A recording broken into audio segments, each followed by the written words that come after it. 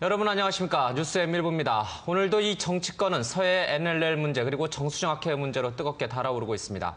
오늘의 정치권 소식부터 먼저 좀 짚겠습니다. 전 광주지검 부장검사를 지낸 김경진 변호사 모셨습니다. 안녕하십니까. 안녕하세요. 안녕하십니까. 오늘은 저희 뉴스 M 오늘 처음 데뷔하시네요. 예, 그렇습니다.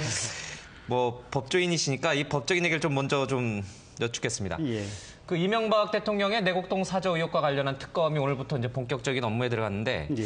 이 대통령의 형인 이상은 씨가 어제 출국을 했어요. 그건 예. 법적으로 문제가 안 되는 건가요? 법적으로는 특별히 문제될 건 없습니다. 예. 그러니까 지금까지 밝혀진 바에 의하면 이상은 씨가 조카 이시영 씨 명의로 땅을 구입하는데 돈 6억 원 정도를 빌려줬다. 예. 그래서 이제 돈 빌려준 정도 위치이기 때문에 그 사건에 있어서는 참고인입니다. 예. 그래서 이제 참고인이 외국에 출국하는 거에 대해서는 법적으로 아무런 제약은 없는데 문제는 이 사건 자체가 대통령 일가가 국가의 예산을 함부로 낭비해서 예. 결국은 국가 돈을 빼먹었느냐 이게 쟁점인 사건이거든요. 예. 그리고 이상은 씨 같은 경우는 어쨌든 대통령의 형제고 그렇다고 하면 특검 수사가 진행 중인 이 상황에서 사실은 본인이 이제 조금 이렇게 진중하게 처신을 한다 이러면 네. 해외에 나가지 않고 특검 수사를 순순히 기다리고 있어야 좀 더 어떤 정확한 처신이겠죠. 법적으로는 문제가 없는데 네. 도의적으로 봤을 땐 나가지 않았어야 한다는 예, 얘기예요. 그렇습니다. 네. 그런데 과정이요. 특검팀이 오늘 새벽에 이 대통령 형인 이상은 씨에 대해서 출국 금지 요청을 했는데 예. 법무부가 어제 이미 나갔다 이제 이렇게 얘기를 했거든요. 예.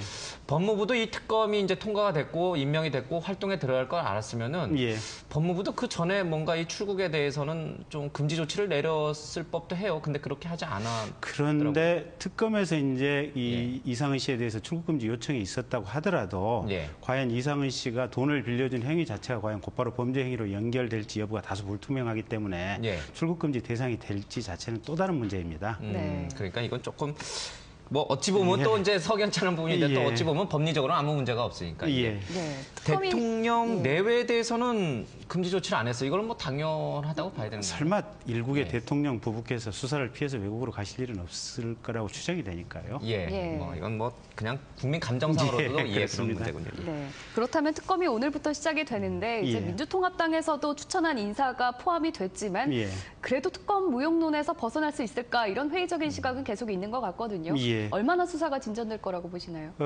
이제 특검 수사가 최장 이제 그 45일 정도가 예상이 돼 있어서 아마 다음 달 말 정도, 11월 하순 정도면 수사가 결론이 날 텐데 네. 지금까지의 특검 수사는 사실관계 자체, 그러니까 누가 돈을 받았느냐, 또 누구와 누가 어떤 법적으로 공모를 했느냐 이제 이런 예. 부분을 파헤치는 것에 관한 특검이었기 때문에 굉장히 그 사실관계를 밝혀내기가 힘들었습니다. 예. 근데 이제 이번 내곡동 부지 특검 같은 경우는 사실 뭐 국가 예산을 가지고 땅을 산 것 또 뭐 이런 사실관계는 대체로 밝혀져 있고 예. 다만 이게 합리적으로 어떤 그 양해할 만한 어떤 합리적인 정당한 이유가 있느냐, 그러니까 법적 평가에 관련된 부분이 상당히 어떤 중요한 비중을 이루는 예. 부분이기 때문에 이번 특검은 무용론이 나올 여지는 전혀 없고 이 검찰의 어떤 결론 자체가 잘 됐느냐 잘못됐느냐 이 부분에 예. 아마 초점이 맞춰질 것 같기 때문에 상당히 어떤 정확한 결론을 내릴 것으로 예. 보겠습니다. 이게 뭐 법리적으로 어려운 용어긴 합니다만 이게 국가 돈을 민반제 횡령이냐, 뭐 예. 배임이냐 이런 예. 문제가 좀 얽혀 있는 모양이더라고요. 예. 이 가능성이 있습니까? 검찰은 혐의 없음으로 결론 내렸지 않습니까? 검찰은 이제 그러니까 그때 당시에 검찰의 어떤 결론이 참 옹색했던 것이요. 예. 그 담당 공무원이 업무를 잘못한 것은 맞다. 청와대 담당 공무원이 예. 업무를 잘못했다. 네. 예. 그래서 감사원에다가 이제 어떤 감찰을 해서 뭐 있으면 징계해라 이렇게 통보를 했는데 그러면서도 법적으로 배임까지는 아니다. 어떤 배임의 의도를 한 것은 예. 가지고 한 것은 아니다. 이제 이렇게 얘기를 했는데 당시에 그 수사 결과를 지켜봤던 변호사들이라든지 법조계 인사들은 아니 그게 말이 되느냐. 예. 이 자체로 해서 똑같이 나란히 인접해 있는 땅을 이시영 씨가 산 땅은 평당 800만 원에 사고 국가가 산 땅은 그린벨트인데 평당 2천만 원을 주고 샀고 근데 다만 이제 그린벨트가 나중에 풀리면 뭐 땅값이 오르기 때문에 뭐 그렇게 했다고 하는데 그 자체로 배임죄가 되는 것이 아니냐. 나란히 있는 땅이면 차라리 균분해서 사든지 나중에 어차피 그린벨트가 풀린다면 이 자체로 배임의 범죄가 인정된다 이런 얘기가 많았습니다. 예. 그럼 법리적으로도 좀 논쟁이 되겠군요. 예. 아까 수사 결과가 한 11월 말 정도에 나온다고 했는데 예. 그 시기면은 바로 대선 코앞 아니겠습니까? 그렇습니다. 대선에 영향을 얼마나 미칠 거라고 보시나요? 어쨌든 지금 이제 그 새누리당 박근혜 후보 측은 이제 이명박 대통령과 단절을 사실상 선언하고 가는 상황 아니겠습니까? 근데 그렇다고 하더라도 국민들이 보는 관점에 있어서는 네. 새누리당과 현재 이명박 대통령이 전혀 별개라고 생각지는 않습니다. 물론 이번 공천이라든지 국회의원 되는 과정에서 친이계가 많이 탈락을 했다고 하더라도 예. 역시 보수 집단이고 한 배를 탄 사람들이고 이러기 때문에 아마 이명박 대통령 일가에 대해서 특검에 의한 소추가 이루어진다면 예. 박근혜 후보에게도 상당한 어떤 이미지 타격이 있지 않을까 이렇게 예상이 됩니다. 그러니까 소추가 이뤄진다면이라고 예. 이제 전제를 하셨을까? 반대로 혐의 없음으로 또 검찰과 똑같이 그렇게 예. 결론 날 수도 있는 거 아닙니까? 그렇습니다. 혐의 없음으로 결론이 날 수도 있는데 예. 근데 문제는 그 상황이라고 하더라도 어쨌든 이렇게 부적정하게 업무 처리를 했고 예. 그거에 의해서 이명박 대통령 일가가 반사적 이익을 본 것은 사실이기 때문에 예. 역시 좋지 않은 결과는 있을 것 같습니다. 예. 예.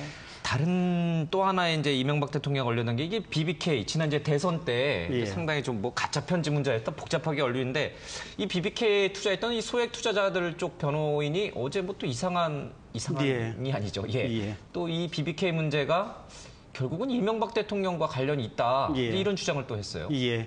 그러니까 이제 그 BBK에 소액 투자를 해서 돈을 날리게 된 주주들이 한 3,400명 정도가 있습니다. 예. 네. 근데 이제 이 사람들이 그 날린 돈이 이제 상당 정도가 김경준 씨가 미국으로 그 돈을 가지고 날랐는데 예. 이제 그 돈을 이제 되찾는 소송을 미국에서 소송을 제기했는데 이 소액 투자자들을 대리했던 미국의 변호사가 어제 이제 한국에 들어와서 기자회견을 했었습니다. 예. 근데 이제 그렇게 소액 투자자들의 돈을 횡령한 돈이 결국은 나중에는 이명박 대통령과 관계가 있는 회사로 흘러간 것으로 보이는데 예. 2007년도 당시에 검찰 수사가 의도적으로 그 부분에 대해서 이 자금 추적이라든지 이 돈이 흘러간 최종 귀속처를 제대로 수사를 하지 않았다. 예. 결국 BBK의 실소유주가 김경준이냐 이명박 대통령이냐 이것만 주안점을 가지고 수사를 했지 돈의 귀속처는 수사를 하지 않았기 때문에 예. 수사 자체가 흐지부지했고 잘못됐다. 그래서 그 점을 좀 다시 지금이라도 다시 수사해달라 뭐 그런 취지의 기자회견인 것 같습니다. 그 소송은 이제 미국에서 진행이 되는 건가요? 됐었죠. 예. 그럼 뭐 네. 추가로 뭐가 더 뭐 미국 검찰이든 아니면 뭐가 예. 더 수사가 다시 이뤄질 가능성은 없는 거죠. 지금으로서는 없습니다. 예. 어쨌든 뭐 이명박 대통령과 관련해서는 좀 안 좋은 일이 계속 예, 생겼네요. 그렇습니다. 여야 정치권 소식으로 좀 더 예. 들어가 보겠습니다. 예. 지금 정수장학회와 NLL 문제로 서로 후보 흠집내기 수순으로 지금 예. 가고 있는 것 같거든요. 예. 현재 정치권 상황 어떻게 보고 계십니까? 지금 이제 그 국정감사장을 통해서 예. 국정감사 현장을 통해서 여당에서는 지금 NLL 문제를 가지고 이제 물었고 있고 네. 또 야당 쪽에서는 정수정학회를 가지고 있는데 정말 둘이 이전투구의 싸움의 형태인데 어찌 보면 둘이 그냥 내심 그 민주당과 새누리당 쪽에서는 즐기고 있는 것이 아닌가라는 생각도 약간은 듭니다. 어떤 면에서 그런가요? 그러니까 가령 이제 그 안 후보, 예. 안 후보 같은 경우는 사실은 이제 그 국회 내에 교두보가 전혀 없지 않습니까? 예. 송호창 의원 빼놓고는.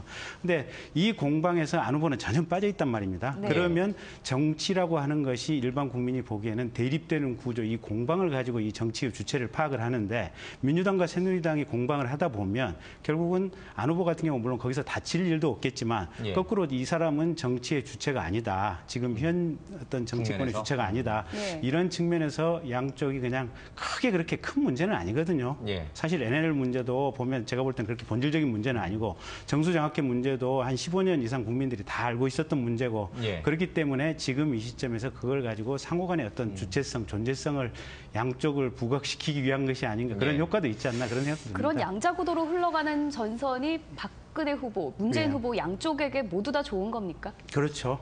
이제 지금 박근혜 후보는 가장 경계를 했던 게 단일화가 돼서 이 안 후보가 이제 이 단일 대표로 예. 등장하는 점이 가장 두려웠는데 네. 그래서 이제 계속해서 뭔가 네거티브성 뭔가를 했는데 사실 안 후보가 지금 꿈쩍 않고 일정 지지율이 오히려 딱 정확하게 고착화되는 이제 예. 이런 정치의 주체로서 이제 자리매김을 하는 이 위치에 서 있고 네. 문재인 후보 같은 경우는 민주당이라고 하는 정당 지지를 얻고 있음에도 불구하고 범야권 대선 후보에서는 오히려 이미지상 안 후보에게 밀리는 지금 여론조사상 예. 이런 형태이기 때문에 안 후보를 제끼고 본인이 여권과 1대1의 어떤 후보 구도를 만들어 가야 되기 때문에 예. 아마 그런 상황에서는 오히려 이게 두 후보한테 서로 좋은 상황이 아닌가 이렇게 보이기도 합니다.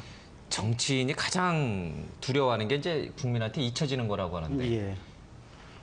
교묘하게 어찌됐든 간에 이 두 사람 간의 이 정수정확한 NLL 문제 속에서 안 후보는 좀 잊혀져 가고 있어요. 예, 그러니까 이제 이 국군의 존재가 사실은 북한군이 있기 때문에 국군의 존재 의미가 있다는 것처럼 결국은 이 새누리당이 있기 때문에 민주당의 존재 의미가 있고 또 민주당이 있기 때문에 새누리당이 있다는 것을 서로 간에 명확히 좀 인식하는 계기가 아닌가 싶습니다. 어쨌든 뭐 양당의 고도의 안철수 후보 배제를 위한 그 전략인지는 좀 보겠습니다.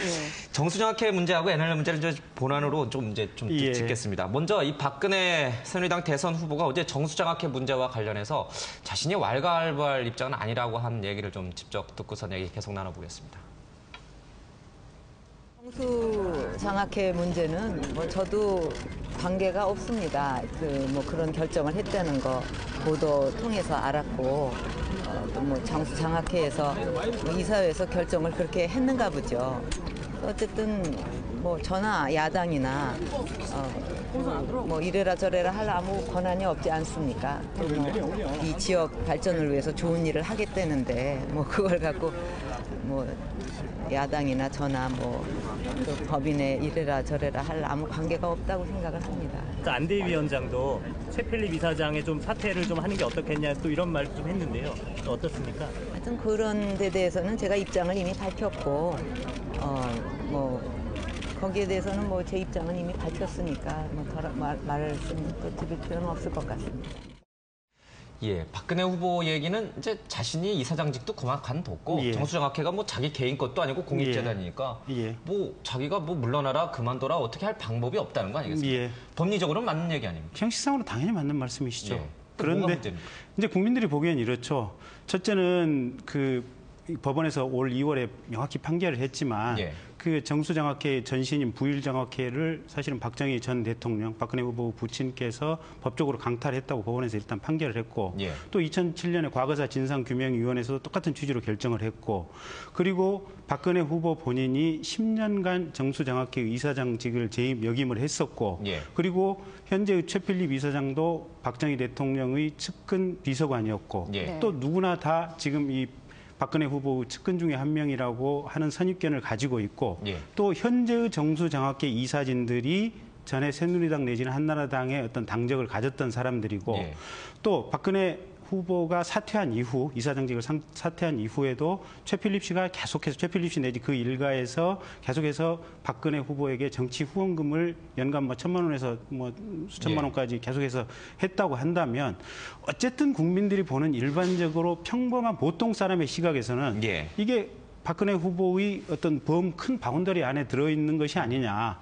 그렇다고 하면 박근혜 후보는 이 정수장학회가 소유하고 있는 두 개 언론사, 결국은 부산일보, 또 MBC, 또 경향신문은 뭐 부지를 가지고 있다고 하는데 이 부분에 대해서 어떤 대선 과정에서 사실상 영향력을 미치려고 생각을 하기 때문에 이걸 놓지 않으려고 상관없다고 그냥 주장하는 것이 아니냐. 이런 의문을 가질 수밖에 없는 것이죠. 법리적으로는 문제 없지만 그런 맥락 속에서 보면은 뭔가 박근혜 후보가 아직도 정수정학회를 좀 영향을 미친다. 이렇게 보는 거죠.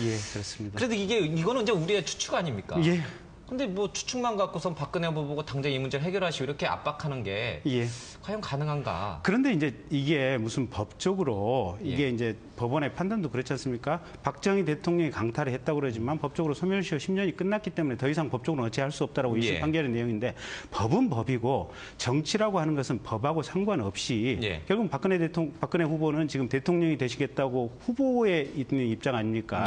그러면 대표적인 대한민국의 정치인 중에 한 사람인데 정치라고 하는 것은 법하고 상관없이 국민의 마음을 이끌고 국민의 마음을 따독거려줘야 되는 이런 위치에 있는 사람입니다. 그래서 그런 점을 고려해서 그런 방향으로 어떤 의사결정을 해야 되는데 아니 정치를 하겠다고 하는 사람이 법적으로 상관없고 나랑 형식적으로 상관없으니까 아무 관여를 안 하겠다. 이거는 사실은 정치인으로서 운동이나 어떤 자세에 문제가 있는 것이죠.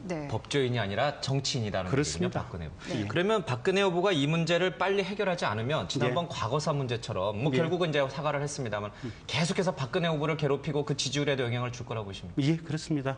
실제로 어쨌든 법원의 판결이라든지 과거사 진상규명위원회가 이게 지금 어떤 박정희 대통령이 강탈한 작물이라는 점을 명확하게 했으니까 예. 어떻게든지 정리를 해줘야 됩니다. 그래서 최근에 이제 그 새누리당 내에서도 안대희 정치쇄신 특별위원장이라든지 몇몇 사람들이 적극적으로 좀 합시다. 그리고 이거 박근혜 후보가 털고 가지 않으면 장기적으로 이거 마이너스 됩니다라는 얘기가 계속 한쪽에서 흘러나오는 이유가 네. 그런 이유 때문이라고 봅니다. 그런데 그 안대희 위원장이 한 예. 얘기를 놓고서도 캠프 내에서 또 의견이 제각각이라고 들었어요. 예, 예. 왜 그런 거죠? 그게 결국 이제 박근혜 후보 리더십 문제라고 생각이 되는데요.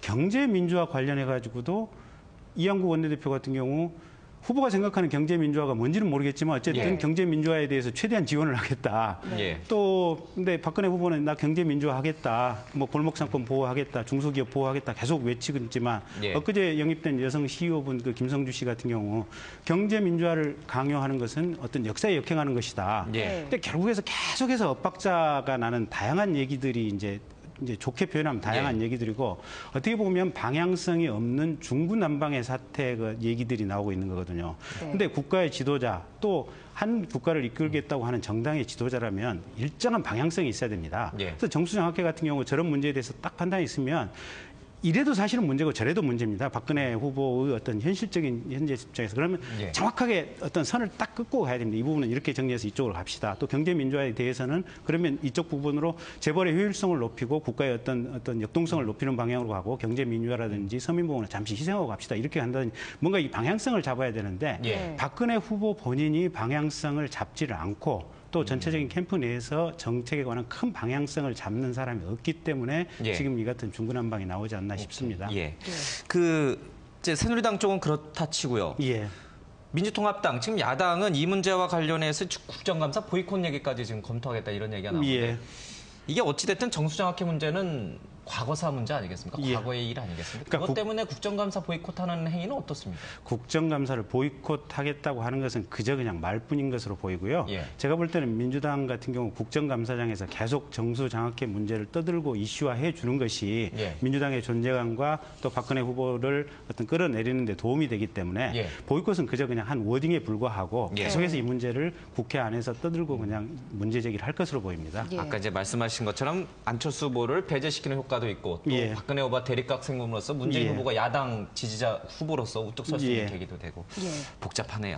그러니까 과거사 얘기 좀 잠깐 했었는데 예. 어제 박근혜 후보가 부마 항쟁에 대한 피해자에게는 또 사과의 뜻을 밝혔거든요. 예. 예. 이게 뭐 성격은 좀 다를 수 있겠지만 정수장학회나 뭐 부마 항쟁이나 일단 예. 과거에 있었다는 점에서 어쩌면 비슷한 맥락에 있을 수 있을 것 같습니다. 예. 왜 정수장학회는 그렇게 선을 긋고 부마 항쟁이나 다른 역사에 대해서는 왜 사과를 하는 겁니까?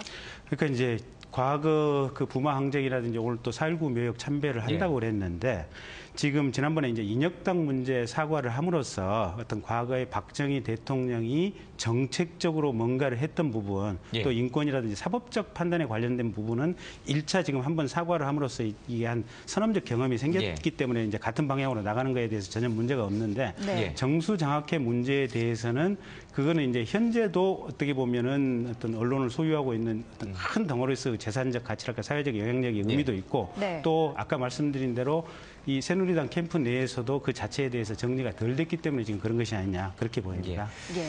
정수장학회 문제와 관련해서 이제 지금 이제 민주통합당이 정수장학회 문제로 새누리당을 박근혜 후보를 공격한다면은 이제 새누리당은 반대로 이 노무현 전 대통령의 서해 NLL 발언 관련해서 이제 공격을 하는데 예.